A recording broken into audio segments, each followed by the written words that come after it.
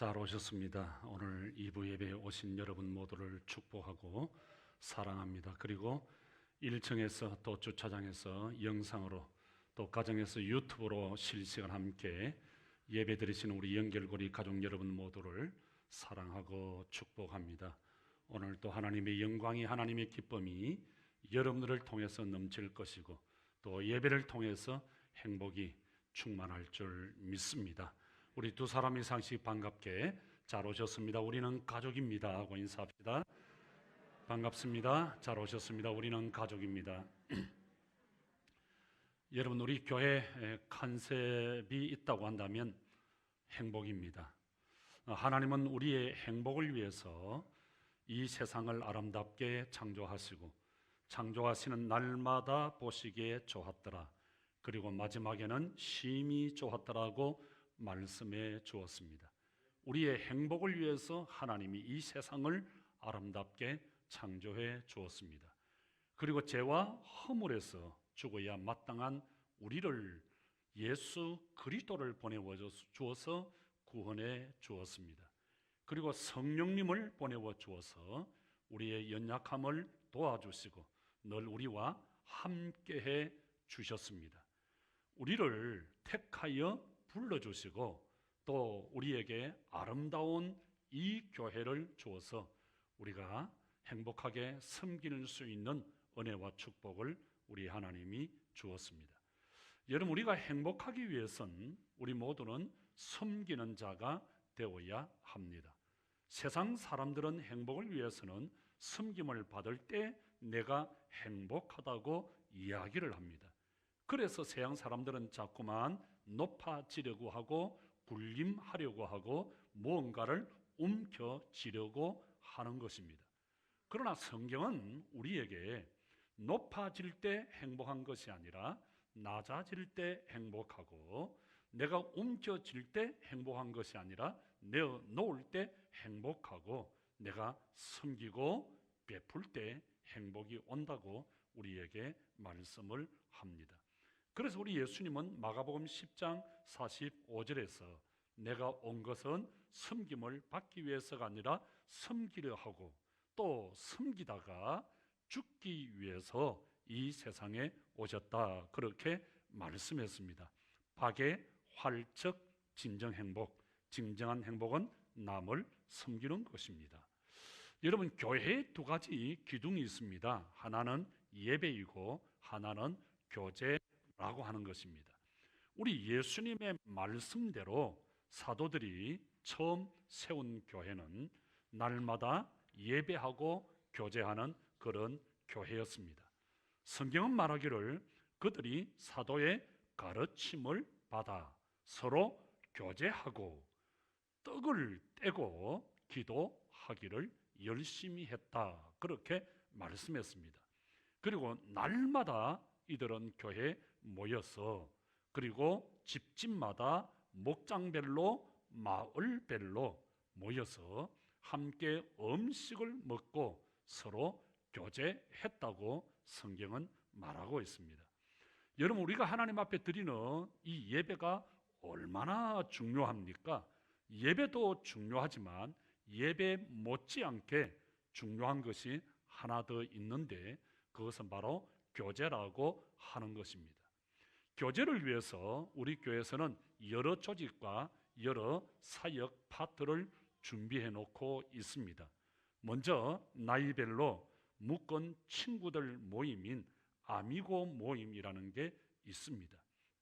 여러분, 친구 따라 강남 간다는 말이 있잖아요. 이 아미고 친구가 좋아야 교회 생활이 재미있고 우리의 교회 생활이 행복해지는 것입니다.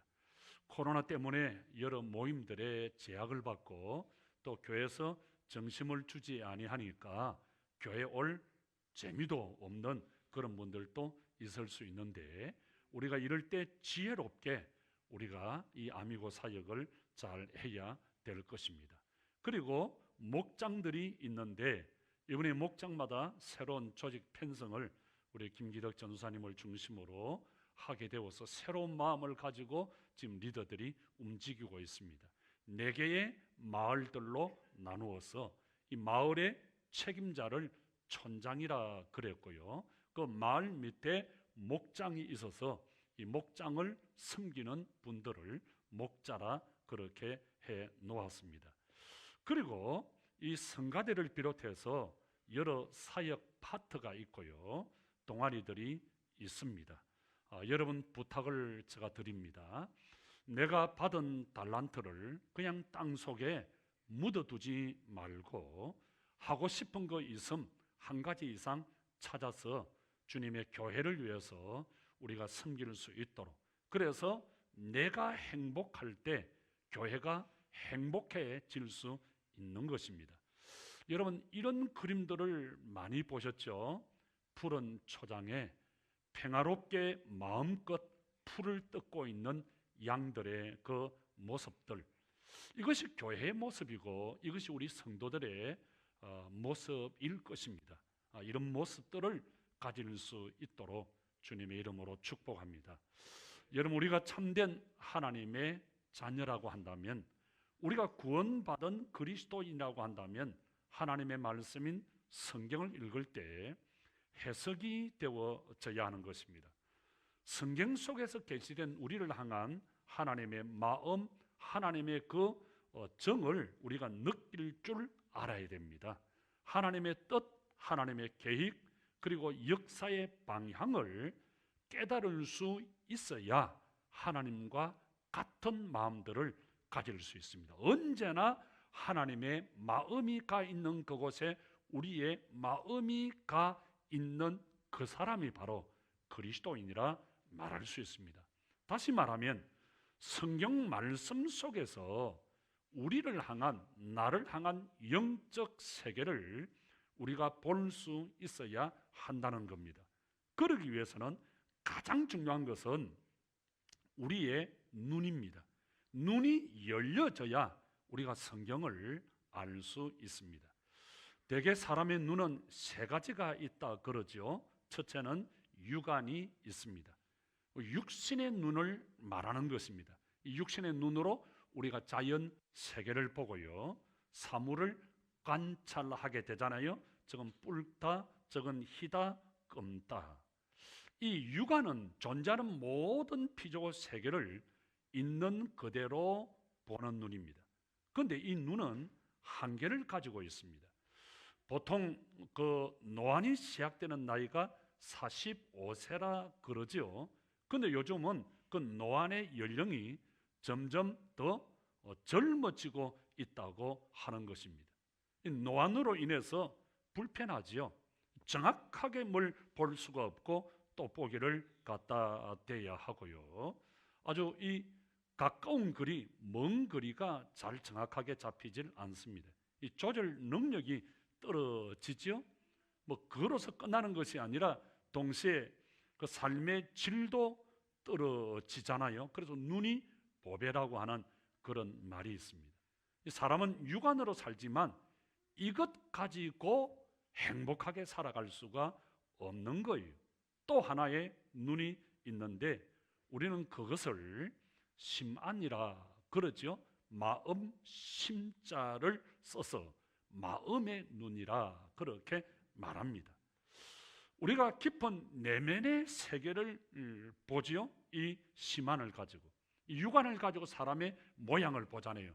저 사람은 키가 크다, 저 사람은 잘생겼다, 저 사람은 좀 이쁘다, 뭐 등등 이런 것을 보지만 이 심안을 가진 사람은 사람의 속을 볼 수 있죠. 심안을 가진 사람은 이 자연 세계를 보면서 눈에 보이는 것으로 끝나는 것이 아니라 그 자연 세계 속에 하나님의 깊은 손길을 보는 겁니다. 그래서 그 예술적인 아름다움을 찾아내죠. 그래서 노래를 만들어내고 또 그 그림을 그리게 되고요. 또 그 아주 마음을 움직이는 시를 적어내기도 하지요. 신앙을 가진 사람은 육안을 가진 이 사람보다 이 심안을 가진 사람은 육안을 가진 사람보다 더 지혜롭게 살 수 있어요. 더 행복하게 인생을 아름답게 살아갈 수가 있습니다.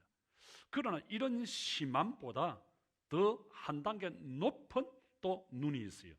우리는 그것을 영안이라, 영안이라 그렇게 말합니다.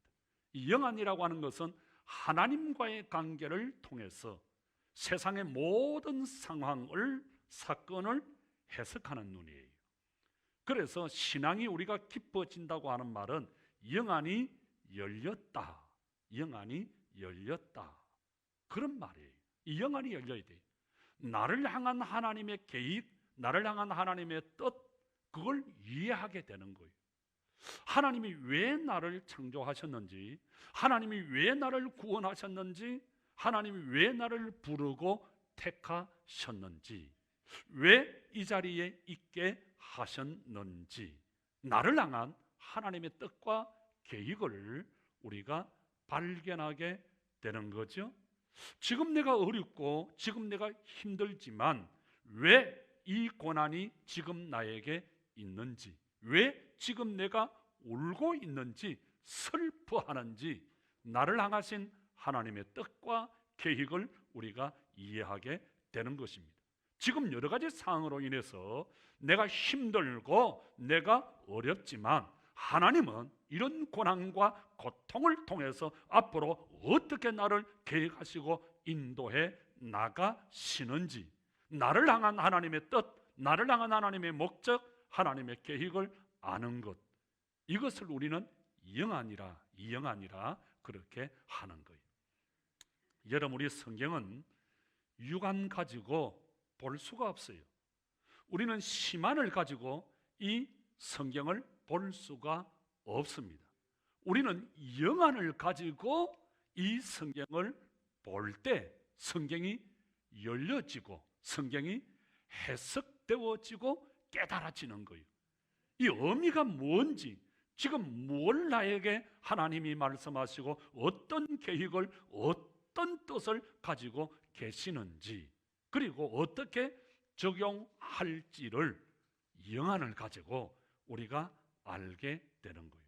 그래서 우리가 성경을 읽기 전에 우리는 기도해야 됩니다. 큐티하기 전에, 하나님과 교제하기 전에, 하나님, 오늘 읽을 이 말씀 속에서 나를 향한 하나님의 계획과 하나님의 뜻과 목적을 알 수 있도록 도와 주시옵소서. 하나님의 음성을 들을 수 있도록, 하나님 무엇 말씀하시기를 원하십니까? 나에게 말씀하여 주시옵소서. 우리는 기도하고 이 말씀을 읽을 때 우리는 하나님의 뜻을 발견할 수 있습니다. 여러분, 오늘 이 아침 주신 다윗은 어떻게 기도하고 있나요? 18절, 내 눈을 열어서, 내 영안을 열어서 주의 말씀에서 놀라운 것을, 신기한 것을, 무슨 말이에요? 하나님, 영안을 열어주십시오. 영안을 열어주어서 이 말씀 속에서 나를 향한 계획, 나를 향한 하나님의 뜻, 하나님의 목적, 신기하고 귀한 것을 볼 수 있도록 도와주시옵소서. 여러분, 우리가 이렇게 기도하면 내 속에 나와 함께 하시는 성령께서 깨닫게 하시고 하나님의 말씀을 적용할 수 있도록 역사하시는 줄 믿습니다. 여러분, 우리가 이렇게 하나님의 말씀을 읽고 하나님과 교제해 나가면 어떤 일이 일어날까요? 우리의 삶에 어떤 일이 벌어질까요? 첫째는 하나님의 관점으로 우리는 삶을 해석할 수 있습니다. 제가 중학교 다닐 때 수학이 참 싫었어요. 수학 시간만 되면 머리가 찌끈찌끈 아프고 어지럽고 멀미가 나요. 왜 그랬을까요? 수학이 어려우니까. 수학이 참 어려웠어요. 수학 시간만 되면 자꾸 지가 내리고 배가 아프고 머리가 어지럽고, 웃는 분이 계신데 아마 같은 경험을 한 것 같습니다. 그냥 머리가 복잡하고 인생이 복잡해지는 거예요. 수학 시간만 되면. 이 시골 분교가 되어서 수학 선생님이 없어요. 가르쳐주는 선생님, 전교생 다 합해봐야 뭐 연암 선화 RK밖에 되지 않는. 그런데 내 친구 해노는 머리가 천재라서 수학을 아주 잘합니다. 수학 시간만 되면 해노는 신이 나고 재미가 있고, 나는 그 친구가 너무너무 부럽습니다. 신해노. 여러분, 왜 신해노는 수학 시간이 재밌을까요? 문제가 보이는 거예요. 문제가 보이니까 해석이 되고, 해석이 되니까 답이 보이는 거예요.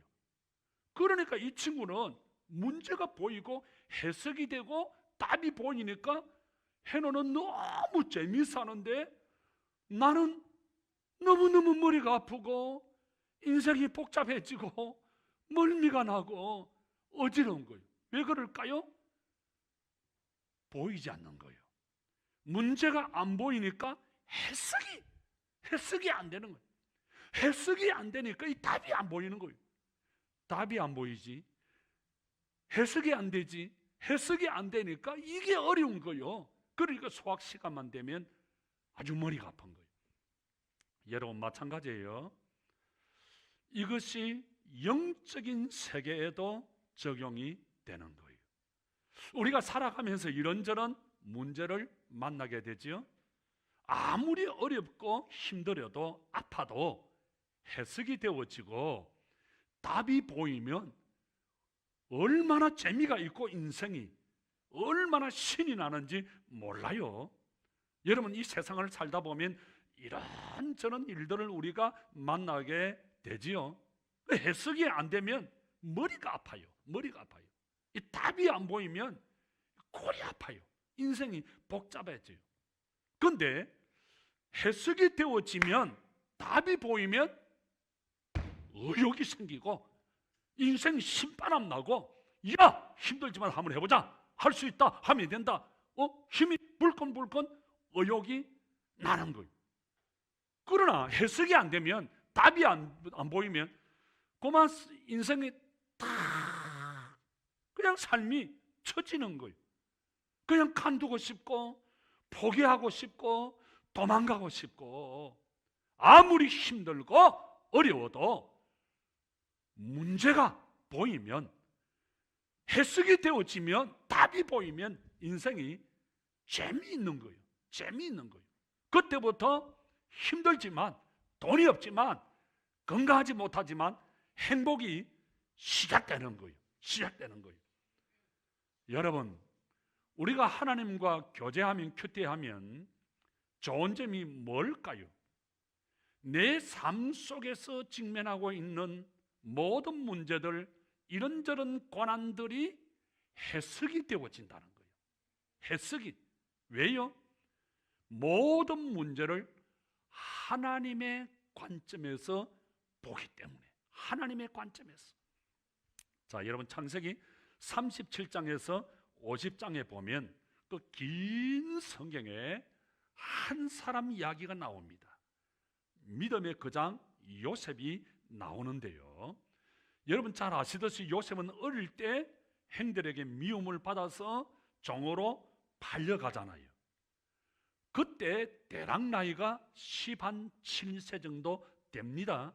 아주 예민할 때, 아주 그 어떤 호기심이 많을 나이잖아요. 아버지의 사랑을 너무 많이 받았어요. 형제들의 사랑을 너무 많이 받았어요. 근데 하루아침에 구덩이에 빠지고 종으로 팔려갑니다.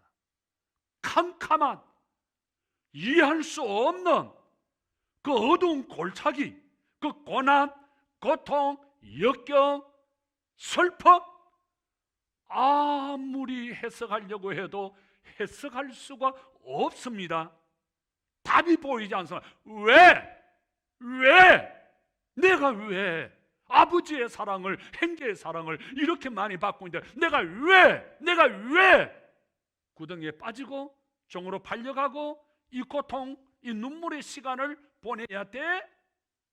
알 수 없어요. 야, 이러다가 내가 죽겠구나. 그러다가 정신이 바짝 야, 이러다 정말 내가 죽을 수 있겠구나. 하나님 살려주십시오. 하나님 살려주십시오. 요셉이 그때 큐티를 합니다. 하나님과 교제합니다. 하나님 살려주십시오. 그러면서 요셉이 깨달은 것이 뭐냐 하면, 큐티하다가 교제하다가 아하! 이거구나. 이야! 나를 종으로 나를 이렇게 팔려가고 내가 고난, 고통, 어려움, 슬픔을 당하게 하신 배후에 어떤 큰 손이 있었구나. 그 큰 손이 누구냐? 하나님이구나. 하나님이 미움을 받게 하고 구덩이에 빠지게 하고 종으로 팔려가게 하고 또 종살이를 하게 하고 하나님이 역사하셨구나. 아, 내 인생을, 내 모든 것을 책임지시는 분이 하나님이구나. 하나님의 계획, 하나님의 뜻, 하나님의 목적, 하나님의 그 섭리가 있는 거구나. 그걸 발견한 거예요. 그러면 아하, 그러면 내가 걱정하고 두려워하고 떨 필요가 없네. 하나님이 내 길을 인도해 주시고 하나님이 나를 역사해 주시고 하나님이 나를 책임져 주시는구나. 믿음의 확신을 얻었어요. 그전에는 왜 하나님 나를 이렇게 하십니까? 눈물이 나고 그저 원망, 불평 나왔는데 하나님의 관점에서 인생을 보니까 불평, 원망 뚝! 감사 시작. 그때부터 인생이 달라집니다. 하나님의 관점에서 보니까 인생이 바뀌어진 거예요. 감사가 터져 나오는 것. 그전에는 너무 억울하고 원통하고 분하고 형님들이 이럴 수 있나? 세상에 나를 종으로 팔아버리다니 이럴 수 있나? 원통해서 내가 살아갈 수 없었는데 하나님의 관점에서 인생을 보고 세상을 보니까 너무너무 감사한 거예요. 나를 향한 아버지 하나님의 뜻이 있다. 나를 향한 하나님의 계획이 있다. 그리고는 그때부터 최선을 다해서 인생을 살자. 그래서 보디발의 집에 가서 최선을 다해서 종살이를 합니다. 억울한 누명을 뒤집어 쓰고 감옥에 갔지만 최선을 다해서 재수 생활을 합니다. 그랬더니 최선을 다해서 일하는 걸 보고 보디발이 야 요셉, 야 당신 멋져. 우리 집의 모든 살림 당신이 책임져줘. 감옥에 들어갔어도 최선을 다해서 그렇게 인생을 살았더니 간수장이 요셉, 당신이 이 모든 일들을 다 좀 맡아줘. 내가 재수인데요. 아니 그게 중요한 게 아니야. 날 좀 도와줘. 여기 모든 살림을 좀 맡아줘. 놀라운 역사가 일어납니다. 있는 그곳에, 부르신 그곳에 언제 어디서든 최선을 다해서 살아갑니다. 그렇게 하다가 요셉은 바로의 최고위급 인사를 만나게 됩니다. 그리고는 그 사람의 꿈 해석을 해줍니다. 나중에 바로 왕의 꿈을 해석해 주게 되어서 국무총리가 됩니다. 그래서 나라가 어려울 때 큰 흉년에서 나라를 구해내는, 그리고 그 부모 형제들이 배고파 굶주렸을 때 부모 형제를 살려내는 엄청난 위기의 사람이 됩니다. 여러분, 형제들을 만나게 되죠. 형제들이 나중에 요셉인 줄 알고 우리는 죽었다, 우리는 목이 다 날아갔다, 덜덜덜덜 떨고 있습니다. 그때 요셉이 뭐라고 말합니까? 창세기 50장 19절에서 20절에 보면 형님들이여 두려워하지 마십시오. 내가 어찌 하나님을 대신할 수 있겠습니까? 당신들은 나를 죽이려고 했지만 하나님은 악을 선으로 바꾸시사 하나님이 이렇게 당신들의 생명을 구원하기 위하여 하나님이 이렇게 하셨습니다. 저는 이 말씀을 보면서 와, 역시 요셉은 요셉이다. 하나님의 관점에서 보니까, 하나님의 관점에서 인생을 보니까 모든 것이 이해가 되어지더라. 모든 것이 감사가 되어지더라. 여러분, 하나님의 관점에서 우리가 인생을 봐야 돼요. 지난주 우리는 추수감사절에 범사에 감사하자, 성도의 다른 이름이 있다고 한다면 범사에 감사하는 자, 이것이 내 이름이다. 그런데 여러분, 한 주간 범사에 이런 일을 만나도 감사, 안 좋은 일을 만나도 감사, 힘들어도 고난해도 감사, 그렇게 감사를 달고 다니셨나요? 여러분, 우리 단톡에 보니까 연결고리 감사 댓글을 올리는 댓글 보니까 이 권사님, 이 장로님은 꼭 감사의 글을 올려야 되는데 그 인간은 안 올렸다라고. 그래서 내가 참, 야, 이분 감사 안 하면 뭐 하겠어요? 불평과 원망하고 다니겠어요? 눈 비비고 일어나 세수하러 왔다가 물만 먹고 가면 뭐 합니까? 흔적을 남겨놓아야지. 감사하다고, 감사하다고. 여러분, 우리가 언제 범사에 감사할 수 있습니까? 내 관점으로 보면 감사가 없어요. 여러분, 내 관점을 보면 1억, 10억, 100억 만족이 없어요. 내 관점이 아니라 하나님의 관점에서 인생을 보면, 하나님의 관점에서 세상을 보면 감사할 수 있는 줄 믿습니다. 하나님이 왜 이 강야의 훈련을, 하나님이 왜 이 고난의 훈련을, 하나님이 왜 이 어려운 일들을 하나님의 관점에서 보면, 하나님의 관점에서 보면 인생이 해석이 되어지고 답이 나와요. 여러분, 다윗을 보세요. 여러분 잘 아시는 대로 다윗은 사무엘 선지자를 통해서 일찍 기름 부어서 왕의 내정자가 되지요. 왕 당선인이 됩니다. 그때부터 고난이 시작돼요. 다윗에게 말할 수 없는 고난. 사울 왕이 다윗을 못 잡아먹어서 그 권력을 가지고 토끼몰이 하듯이 다윗을 죽이겠다고 막 목을 쪼고 있습니다. 얼마나 힘들어요. 그러나 다윗은 하나님의 관점으로, 왕이 된 후에도 아들 압살롬을 비롯해서 그 신하들이 반란을 일으켜서 이 다윗을 죽이겠다고 막 달려듭니다. 여러분, 다윗의 생애 가운데 제가 감동받은 부분이 어딘고 하면, 다윗이 아들 압살롬의 반란으로 도망을 가게 되죠. 아버지가, 왕이 자식이 반란을 일으켜서 죽이겠다니까 도망을 가는데 너무 급해서 그냥 머리를 이렇게 숙이면서 눈물을 흘리면서 막 달려가고 있습니다.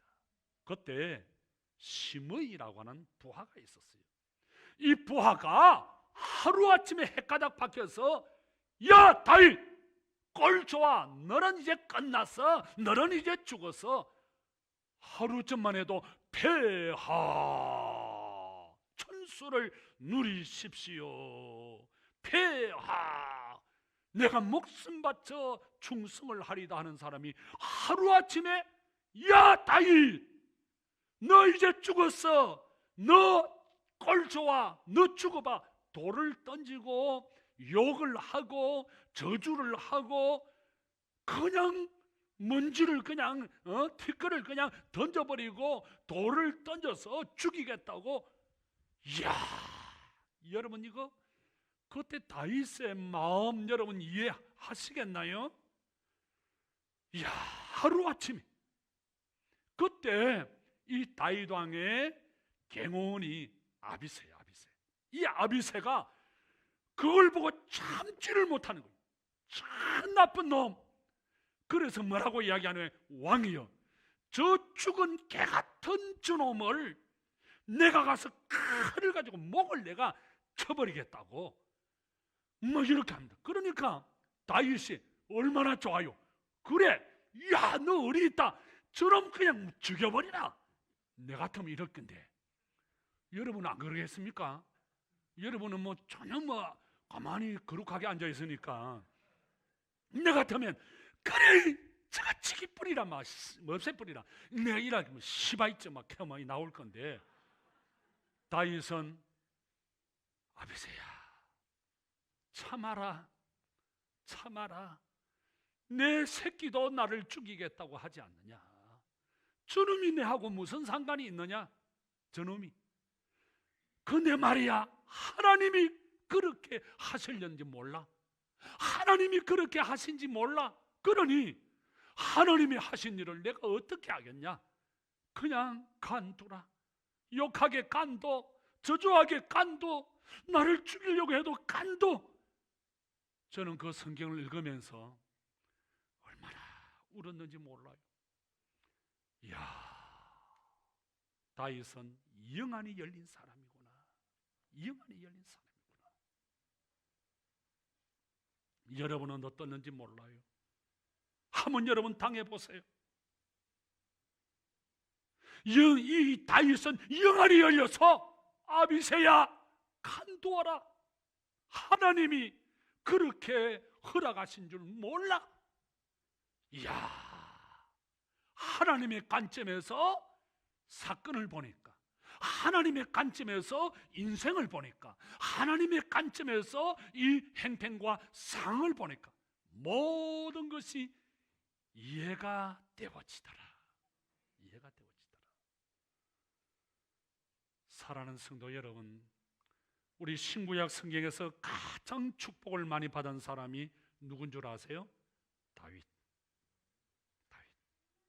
그래서 저 여의도에 있는 용기 형님이 이 다윗에게 반해가지고 어느 날 자기 이름을 내 용기가 아니고 나 다윗이다. 다윗이다. 그래서 조다윗. 발음이 이상한데 조다윗. 이래가 내가 가만히 보니까, 내가 기도하니까 하나님이 용기지 다윗이 아닌데. 그래서 그 형님이 그때부터 조다윗 하다가 그 씨버리고 댕기다가 얼마나 고생을 많이 했어요. 그러다가 제가 국방부에서 강연을 하면서 그랬어요. 그 가난농군학교 김용기 장로, 여의도의 조용기, 이 용기가 있어야 큰일을 한다. 빨리 이름을 용기로 제자리로 돌아가야지. 다윗 하면 큰일 난다. 이 통이 다른데 그래 바꾸라고. 그래 바꾸어가지고 그분이 겨우 살아난 거예요. 여러분, 다윗 한번 생각해 보세요. 하나님의 관점에서, 여러분, 우리 이번 주 하나님의 관점에서 이 마지막 가을, 마지막 감사 절기, 다음 주부터는 우리 예수님이 오시는 대림절을 준비하는 주일이 시작됩니다. 이번 한 주간 우리가 이 감사, 그래서 정말 뜨거운 감사를 우리가 주님 앞에 올려드립시다. 그래서 범사에 감사하는 자, 하나님의 관점으로 인생을 보고 여러분 모든 행편 속에서 하나님의 관점으로 보면 해석이 안 되는 게 없어요. 답이 안 보이는 게 없어요. 하나님의 관점으로 인생 살아갈 수 있기를, 그래서 하나님의 기쁨이 되고 어쩌든지 행복한 여러분 되시기를 주님의 이름으로 축원합니다.